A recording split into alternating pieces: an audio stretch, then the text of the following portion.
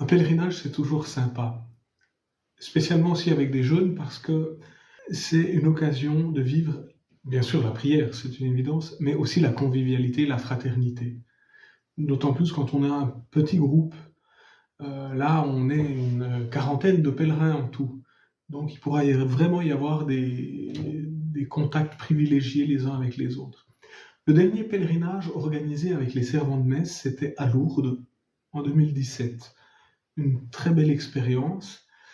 Et normalement, on fait des pèlerinages tous les 4 à 5 ans. Chaque année, il y a une journée hors cadre, une sortie, un petit cadeau pour les servants de messe, dont le ministère est très apprécié, et bien sûr des prêtres, de l'équipe pastorale, mais aussi des paroissiens. Les paroissiens aiment voir ces jeunes à la messe et qui servent vraiment attentivement. Donc, pour les remercier déjà, hein, c'est une action de grâce, un pèlerinage. Alors, chaque année, il y a une sortie hors cadre, et tous les 4-5 ans, on organise une plus grande sortie, un pèlerinage. La dernière fois, comme dit, c'était en 2017 à Lourdes. Il y avait un projet qui était pratiquement prêt au départ, et bien sûr, la crise sanitaire du coronavirus est venue un petit peu reporter cela. Alors, il a fallu reprendre les choses, il a fallu recréer, et puis on est reparti à frais nouveaux. J'ai une attente particulière pour ce pèlerinage, c'est que les jeunes puissent faire véritablement une expérience de Dieu, de l'amitié avec le Christ. Pour bien comprendre ça, je pense qu'il faut prendre une image. On peut penser aux moines et aux moniales, spécialement celles et ceux qui sont cloîtrés dans leur monastère. Ils ont une vie de prière rythmée, même des prières au milieu de la nuit, du travail, une petite récréation par jour. Voilà, c'est assez strict. Dans leur prière intense, le rôle, pour le dire simplement, des moines et des moniales, c'est d'aller chercher Dieu et de l'amener sur terre. Alors que, pour nous, prêtres diocésains, agents pastoraux, laïcs ou des diacres, enfin finalement tous ceux qui travaillent en paroisse, le rôle n'est pas tout à fait le même. Le sens est inverse. C'est pas nous qui allons chercher Dieu pour le mettre sur terre. On va chercher les gens là où ils sont, dans leur réalité quotidienne, dans ce qu'ils vivent au quotidien véritablement, des joies ou peut-être des peines aussi. On va rejoindre les gens là où ils sont, on les accompagne et on essaye de les amener vers Dieu. On essaye d'amener les âmes vers Dieu.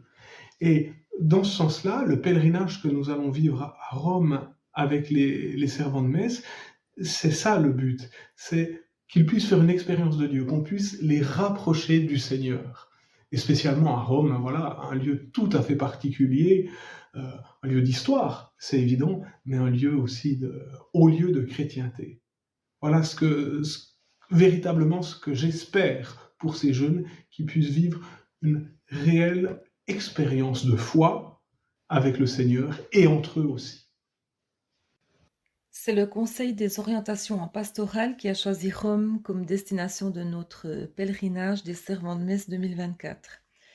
La question en fait était vite réglée puisque mon fils Johan avait déjà annoncé son intention de rejoindre les rangs de la garde suisse prochainement. Dans ce conseil, j'y exerce mon dernier mandat. Il m'a donc été demandé d'assumer conjointement avec un membre de l'équipe pastorale l'organisation de ce pèlerinage. La première étape, c'est la création d'un comité. En à peine quelques heures, 8 personnes se sont annoncées sans qu'un coup de fil n'ait été passé, pour la petite histoire. C'est vraiment un réel bonheur que de collaborer avec des personnes aussi motivées dans une ambiance des plus chaleureuses et je ne peux que les remercier pour tout le travail qu'elles ont déjà effectué à ce jour.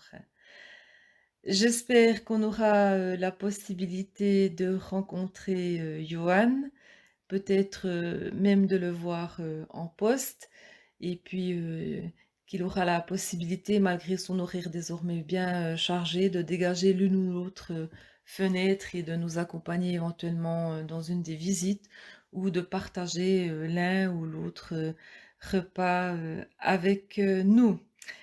Voilà, j'ai encore un petit vœu et puis j'ose espérer qu'il se réalisera.